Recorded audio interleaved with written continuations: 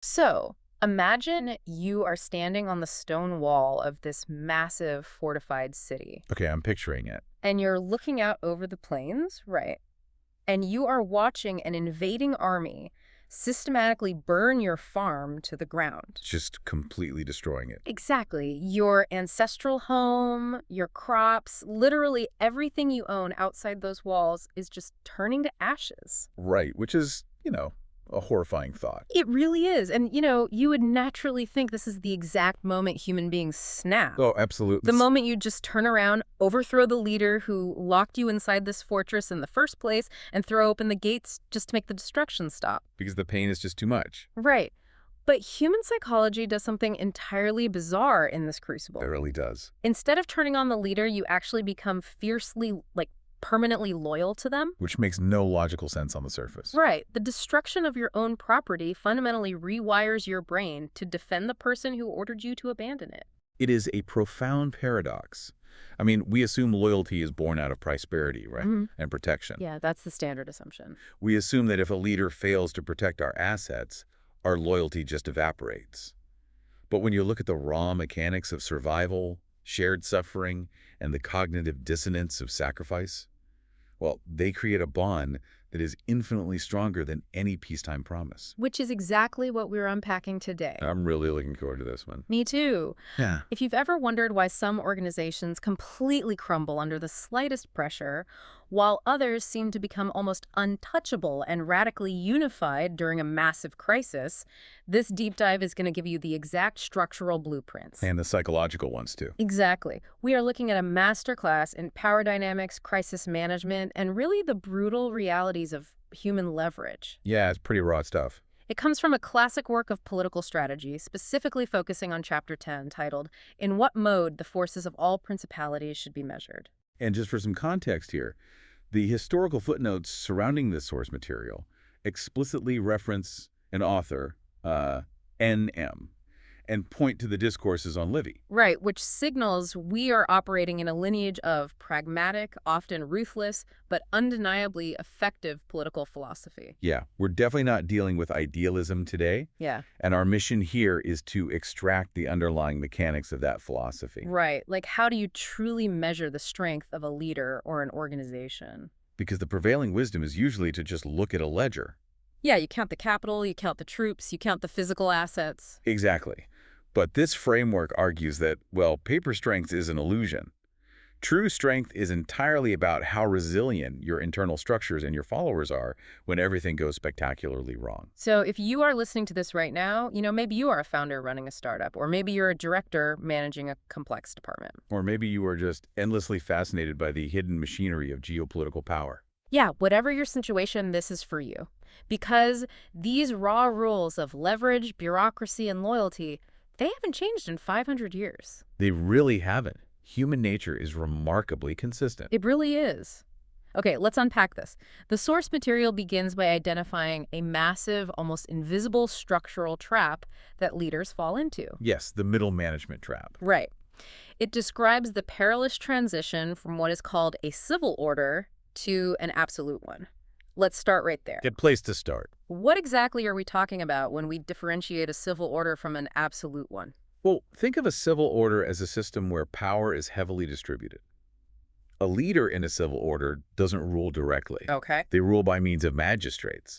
They rely on a bureaucracy, a council of appointed officials, or, a complex chain of command to execute their will. So there are layers. Exactly. The leader is at the top, but there are all these layers of administrators between them and the actual citizens. And the alternative. An absolute order, on the other hand, is direct, unmediated command. The leader's word goes straight to the populace without passing through a bureaucratic filter. So, relying on magistrates, I want to bring this into a modern context because it immediately made me think of the trap of modern corporate middle management. Oh, that's a perfect parallel. Right.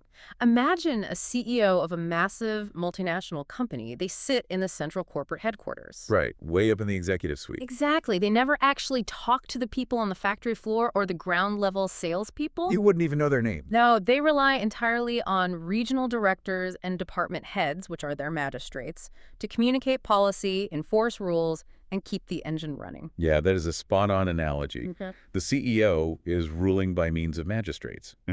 And in a civil order, or, on a normal Tuesday at that corporation, it works incredibly well. Because it's efficient, right? Very efficient. The CEO sends a memo, the regional director contextualizes it, the mid-level manager enforces it, and the workers do the job.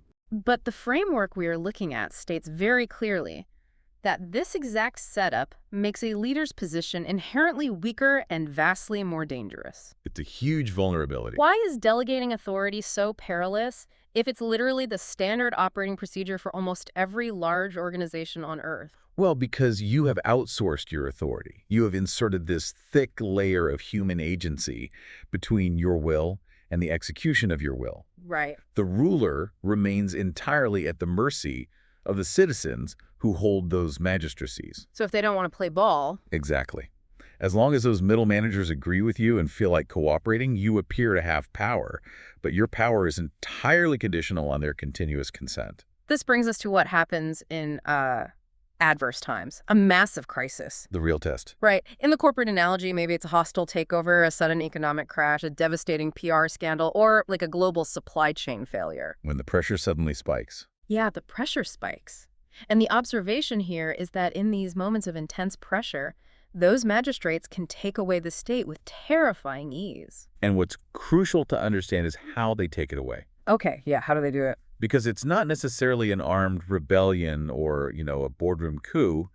They can take it away either by actively turning against the leader or simply by passive-aggressively not obeying. Oh, wow. Yeah, passive noncompliance is just as lethal to an organization as outright treason.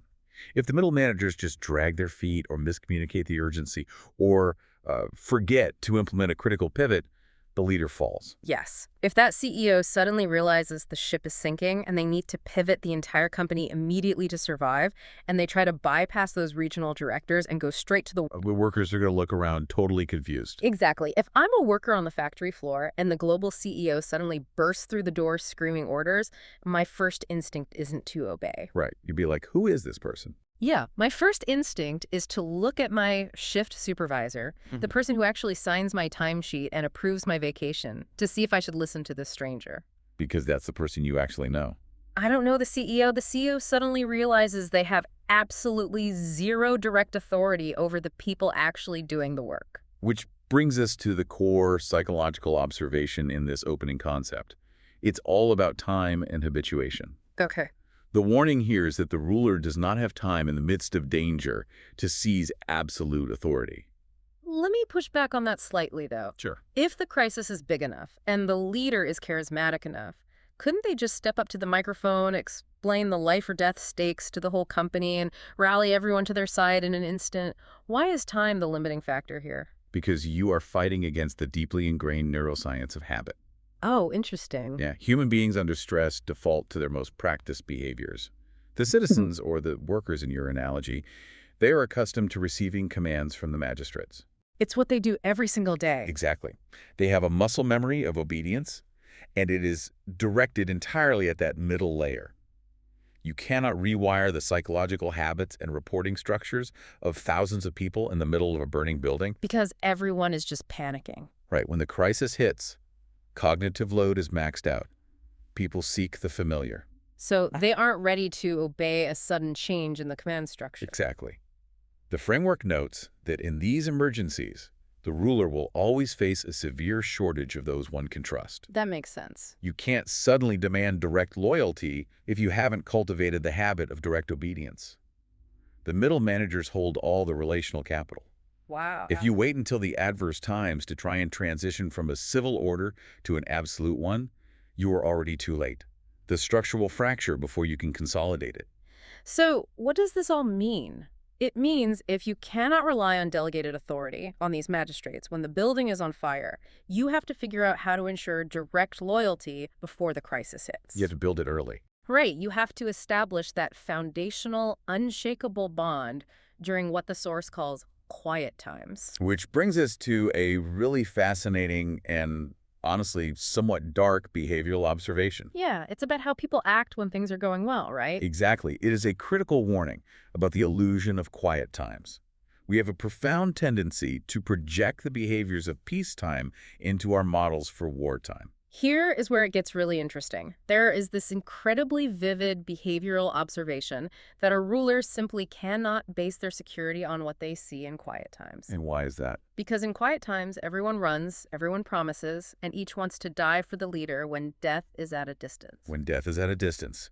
It's a brilliant distillation of human behavior. It perfectly encapsulates the concept of cheap talk and transactional loyalty. I have to admit, my initial reaction to this was defensive. Really? Why? Well, is this just an overly cynical view of human nature? It sounds like we are saying everyone is fundamentally a liar, and that all those promises of loyalty you get from your team during a successful quarter are just conscious deceptions. I see what you mean. Are people truly that inherently disloyal? It's very tempting to read it as pure cynicism. But if we connect this to the broader realities of human psychology and behavioral economics, it is actually a ruthlessly practical observation. Okay, so it's not just that everyone is a sociopath. No. It isn't saying people are intentionally lying during quiet times. When your team says they have your back, they probably believe it in that moment. They mean it when they say it. Exactly. The issue is that human beings are notoriously terrible at predicting their own behavior under extreme stress. Right. Our forecasting models for our own courage are deeply flawed. That's a great way to put it. When the sun is shining, the company is profitable, or the state is at peace, of course I will promise to fight for you. It costs me absolutely nothing to say it. Words are free.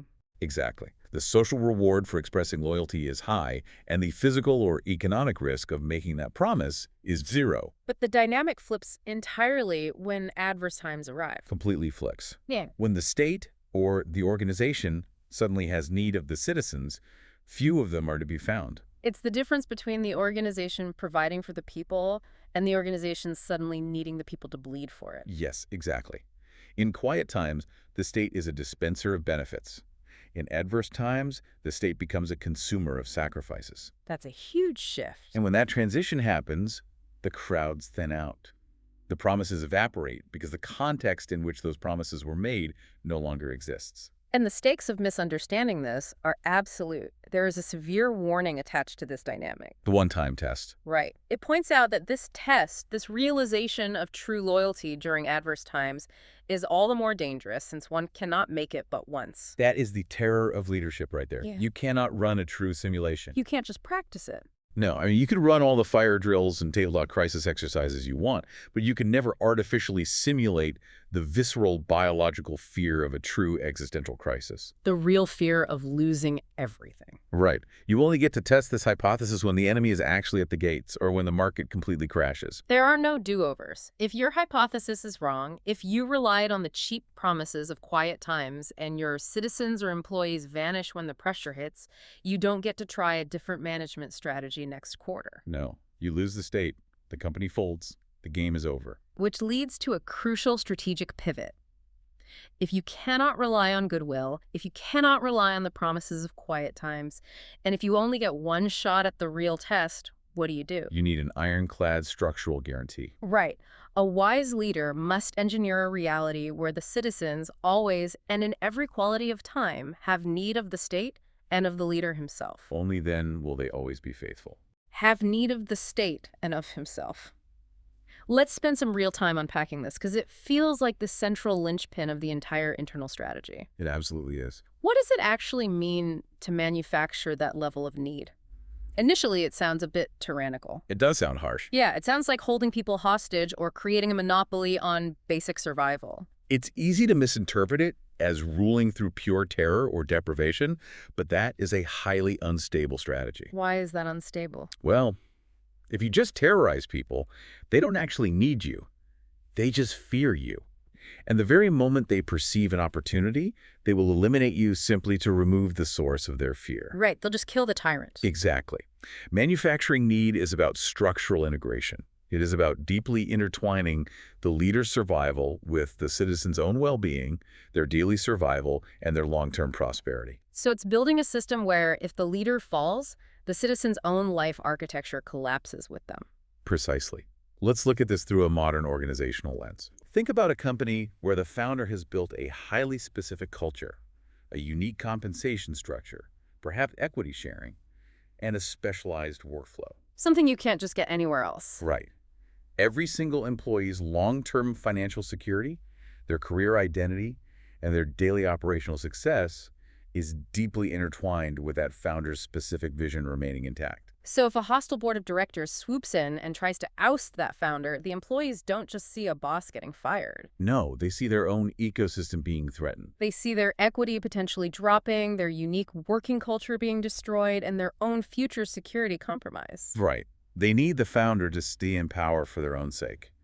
You move loyalty from a moral obligation, which we already established evaporates when death is near, to an imperative of self-preservation. Always and in every quality of time. If your survival is my survival, I don't even have to like you. I will fight for you because fundamentally I am fighting for myself. That fundamentally shifts how you view leadership. It's not about being the most inspiring speaker. It's about being the foundational, load-bearing pillar of your people's personal ecosystems. Beautifully said. So once you have accomplished that, you have secured the internal lines, you have removed the middle management trap, you recognize the illusion of quiet times, and you have structurally guaranteed that your people need you. Your internal foundation is solid. Right. But that immediately raises the next massive question. Having established that internal resilience, how does a leader then measure their physical strength against an outside threat? This is where we transition from the internal psychology of power to external defense and military strategy. Okay, let's get into it. The framework asks us to categorize the nature of our power in relation to our adversaries. It introduces a grand division, dividing all rulers into two stark categories when it comes to measuring their forces. Right, Category 1 and Category 2. Yeah. Category 1 consists of those who have an abundance of either men or money to put together an adequate army and fight a battle in the field against any attacker. These are the people who can meet the enemy head on, out in the open. The heavyweights. Exactly. The superpowers. Yeah. In historical terms, it's the massive empires.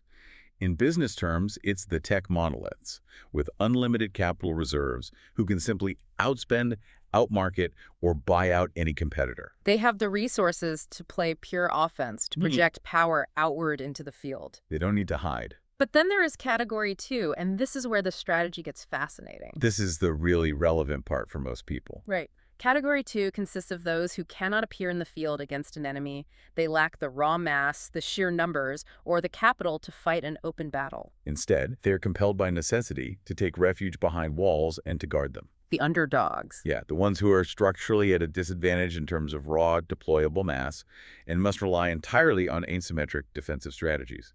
And what's amazing is that the strategic advice essentially skips over Category 1.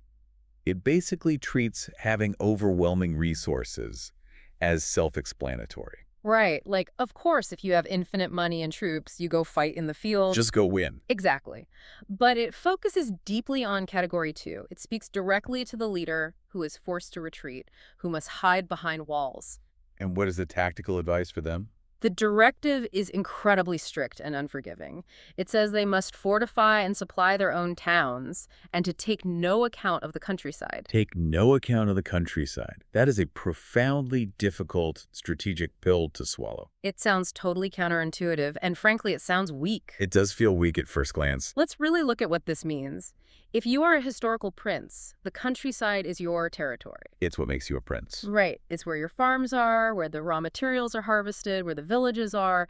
It's the sprawling map that makes you look like a powerful, legitimate ruler. And the advice here is telling you, when the overwhelming threat comes, completely abandon it. Just walk away from the outer lands, lock yourself in the town center, and ignore what happens outside. It's extreme. Doesn't that just invite destruction? If I'm the enemy general and I see you abandon 90% of your territory to hide in a castle, I'm thinking, great, they are terrified. This is going to be incredibly easy. That is exactly the psychological trap the enemy ego falls into.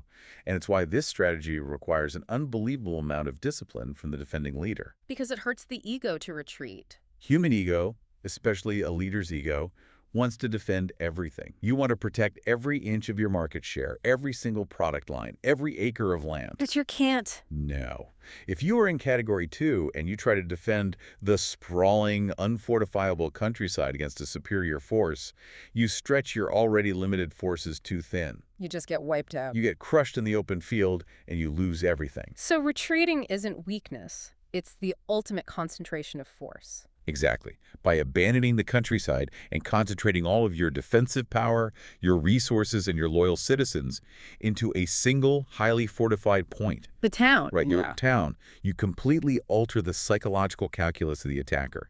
You change the game from a test of mass to a test of friction. Explain that mechanism. How does concentrating behind a wall actually deter an attacker who has a much bigger army? It comes down to a universal truth about human motivation.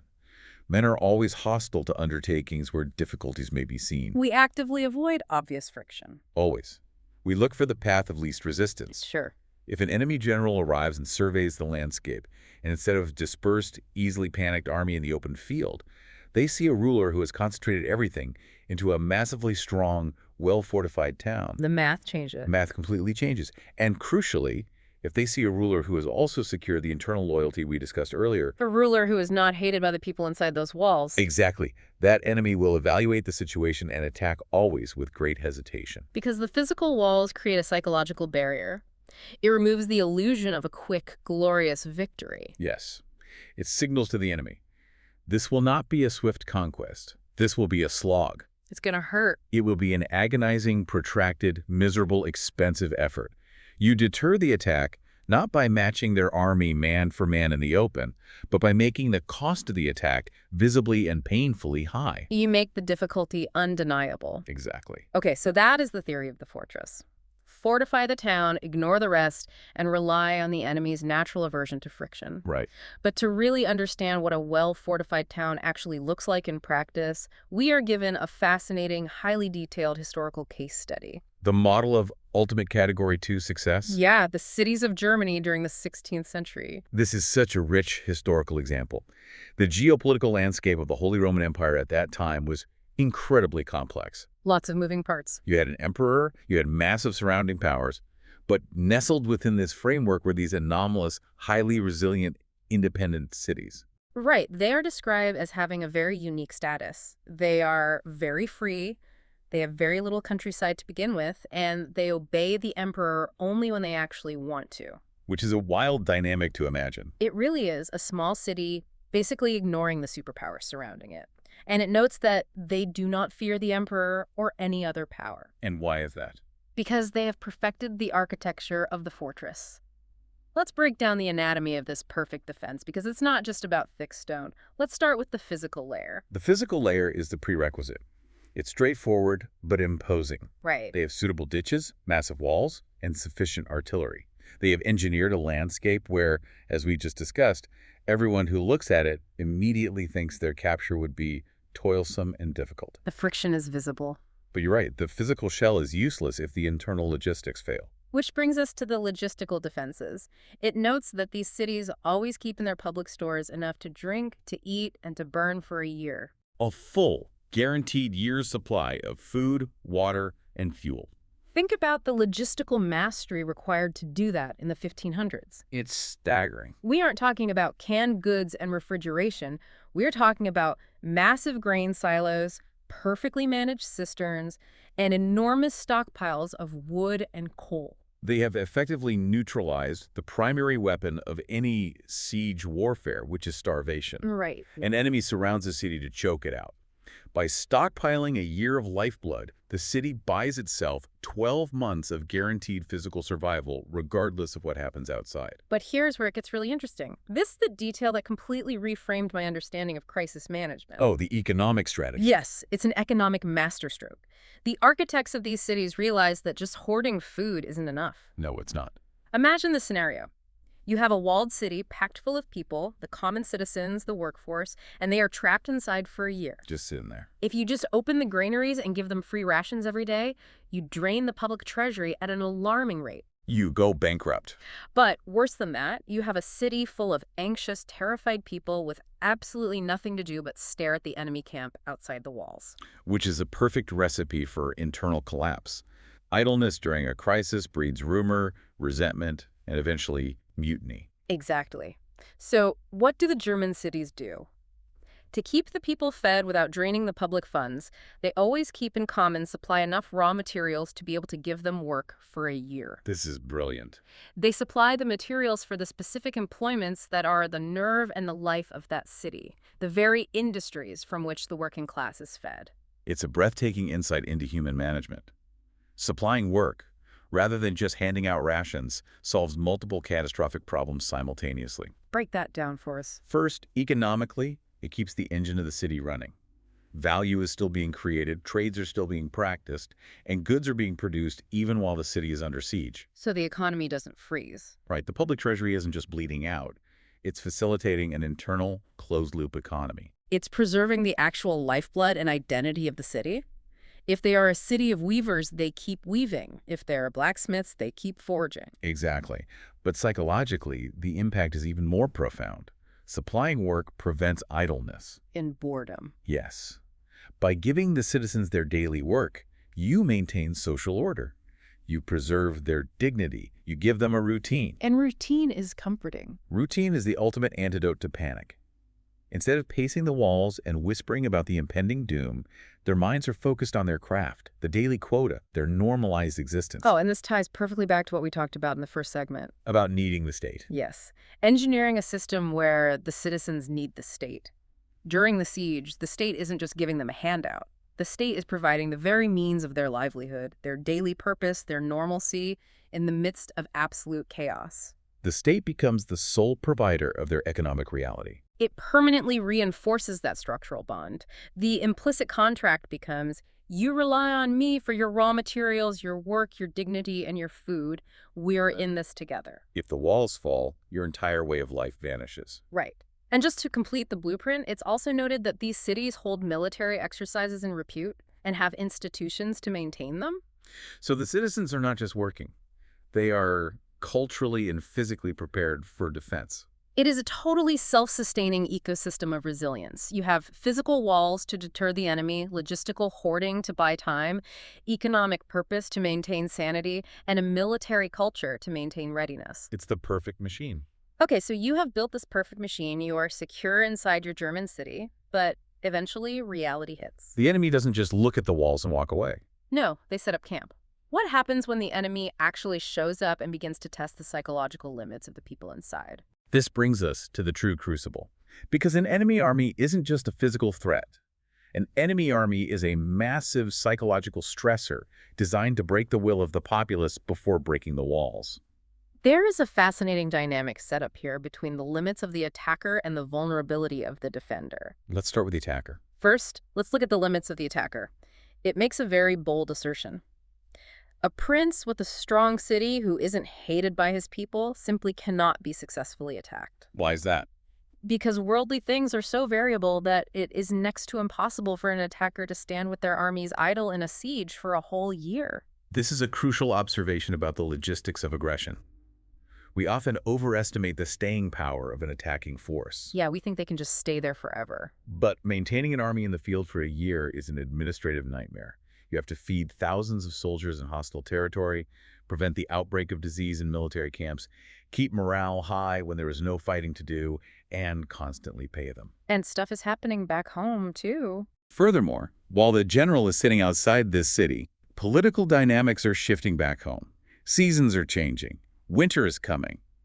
The friction is immense. So they just give up. The argument is that the attacker simply won't be able to sustain it and will eventually have to retreat in shame. So on paper, if you can just hold out, the attacker defeats themselves. On paper, yes. But then the strategy anticipates the exact counterargument any critical thinker would raise. It points out a massive, glaring vulnerability in this plan. And this goes back to our opening scenario. Right. It says, someone might reply, if the people have their possessions outside and see them burning, they will not have patience for this, and the long siege and their love for their own property will make them forget the prince. That is the ultimate vulnerability of the Category 2 strategy. The burning countryside. We talked about the discipline required to abandon the countryside. But remember, the people inside the city own that countryside. Those are their farms, those are their livestock, those are the homes their grandparents built. They are literally standing on top of those perfectly engineered walls, looking out and watching everything they have worked for their entire lives go up in flame. Right in front of their eyes. How can you possibly expect human beings to endure that? Won't they snap? It's a huge risk. Won't the intense emotional pain of seeing their property destroyed override their loyalty to the leader? Wouldn't the crowd just overthrow the leader and open the gates to save whatever is left? It is a perfectly valid and terrifying challenge. If you don't manage that specific emotional crisis, the city falls from the inside. So how do you manage it? A powerful and spirited leader overcomes these emotional difficulties using a very specific toolkit. It's a triad of psychological management designed to contain the panic. Let's break down this toolkit. There are 3 specific actions the leader must take to manage the population while their world burns. First one, First, giving hope to his subjects that the evil will not last long. hope is a strategic instrument. You have to cap the timeline of their suffering in their minds. What do you mean by cap the timeline? Human beings can endure incredible pain if they believe it has an endpoint. If they think the siege is eternal, they will fall into despair and mutiny. Oh, By constantly feeding the narrative that relief is coming, or that the enemy's supply lines are failing, or that the coming winter will drive them away, you give the populace the psychological stamina to endure just one more day. Second tool, giving them fear of the enemy's cruelty. This is the vital counterbalance to hope. If hope is the carrot pulling them forward, fear is the stick preventing them from looking back. So you scare them more than they are already scared. You must convince the people that whatever pain they're experiencing right now by watching their farms burn, it is absolutely nothing compared to the horrors the enemy will inflict upon them and their families if they surrender. You have to make the concept of surrender worse than the current reality of suffering. Exactly. It's focusing their anger outward. Instead of being angry at the leader who locked them inside, they are consumed by hatred and terror of the enemy outside. You make the enemy the singular absolute source of all terror. And the third tool in the triad, securing himself skillfully against those who appear to him too bold. Control. Control over the agitators. Because even with perfectly calibrated hope and fear, there will always be agitators.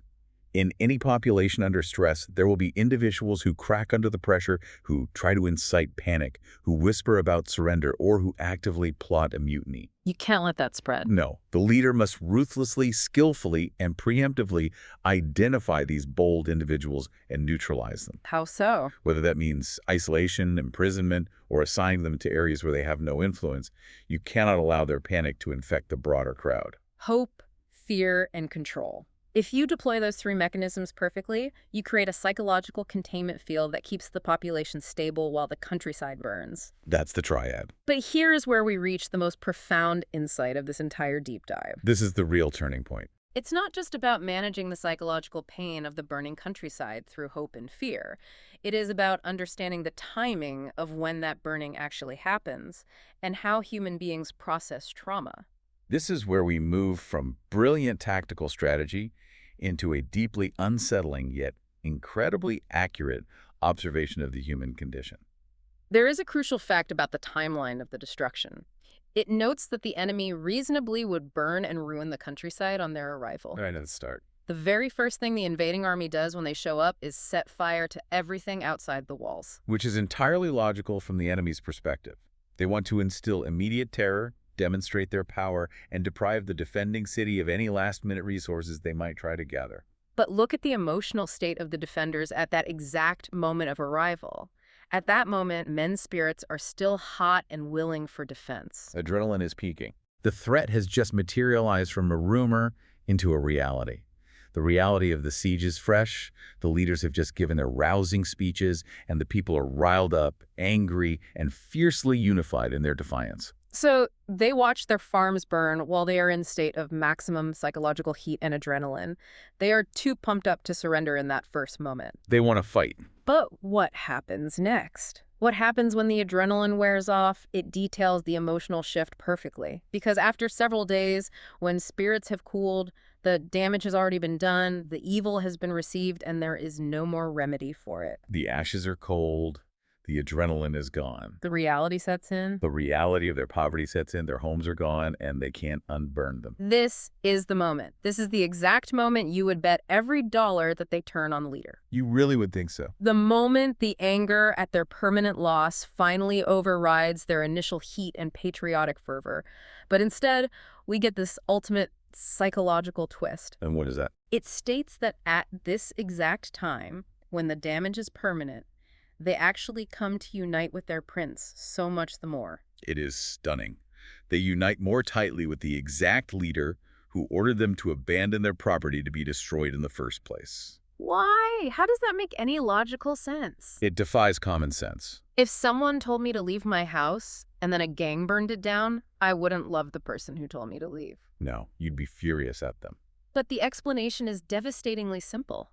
Since it appears he has an obligation toward them, their houses having been burned and their possessions ruined in his defense. Let's really dive deep into the psychology of this, because this is the core of everything we've talked about today. Okay, let's do it. What is being described here is a phenomenon that modern psychology has spent decades studying.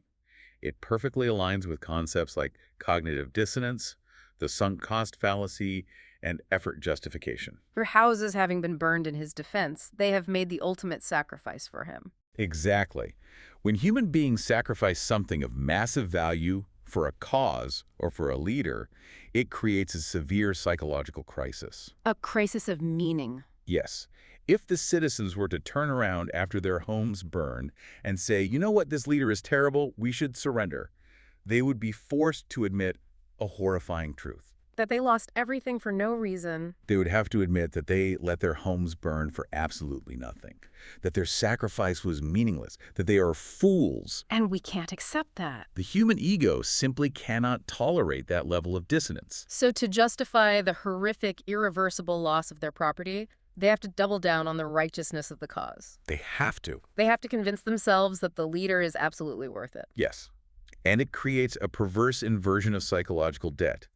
In the minds of the citizens, the leader now owes them everything. Ah, I see. By enduring the loss of their countryside, they have bound the leader to them. They have become primary investors in his survival. Because if he survives... If he survives the siege, their sacrifice is validated, and he is permanently obligated to reward them.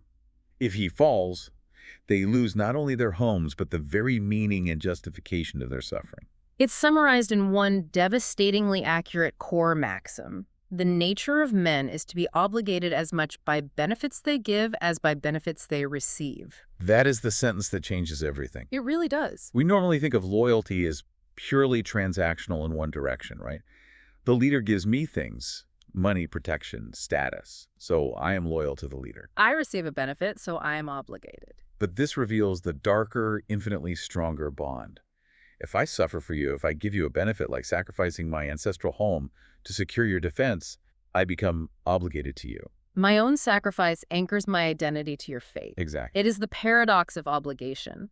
You bind people to you not just by showering them with gifts during quiet times, but by allowing them to suffer and sacrifice in your name during adverse times. It locks them in. Once they have paid that massive price, the psychological exit door closes. They are locked in. They cannot leave without destroying their own sense of self-worth. And this brings the overarching strategic argument to its conclusion. After laying out all these mechanics, The final assessment is that if one considers all this well, it should not be difficult for a prudent prince to keep the spirits of his citizens firm in the siege, at first and later, provided he does not lack the wherewithal for life and for defense. if one considers all this well, Which is a big if. meaning, if you understand the sheer fragility of delegated power, if you understand the necessity of creating deep structural mutual need, If you understand the psychological deterrent of a perfectly fortified position, if you understand the stabilizing power of maintaining economic work during a crisis, and if you understand the incredibly complex, paradoxical way human beings process trauma, sacrifice, and obligation, then you can survive the siege. You can lead through the absolute worst-case scenario. because you are no longer relying on the flimsy, cheap promises of quiet times. You have built a structural, logistical, and psychological fortress that is entirely immune to panic. Let's pull all of this together. We have gone on an incredible journey through the hidden architecture of power today. It's been quite a ride. We started by dismantling the middle management trap, the realization that ruling through magistrates leaves you completely exposed. And that the ingrained habits of bureaucratic obedience will destroy a leader the moment a crisis hits. From there, we confronted the harsh truth about fair weather loyalty. We explored why the promises made when death is at a distance are meaningless. And the absolute strategic necessity of engineering an ecosystem where your people fundamentally need your survival for their own prosperity. Then we looked at the grand strategy of the fortress. The brutal discipline required to abandon the countryside, to pull back your forces, and to present the enemy with a terrifying wall of friction. Just like the perfectly self-contained working economies of those 16th century German cities. And finally, we explored the profound depths of siege psychology, the triad of hope, fear, and control. Culminating in that staggering realization that shared suffering, cognitive dissonance, and the sunk cost of sacrifice create an unbreakable bond of mutual obligation.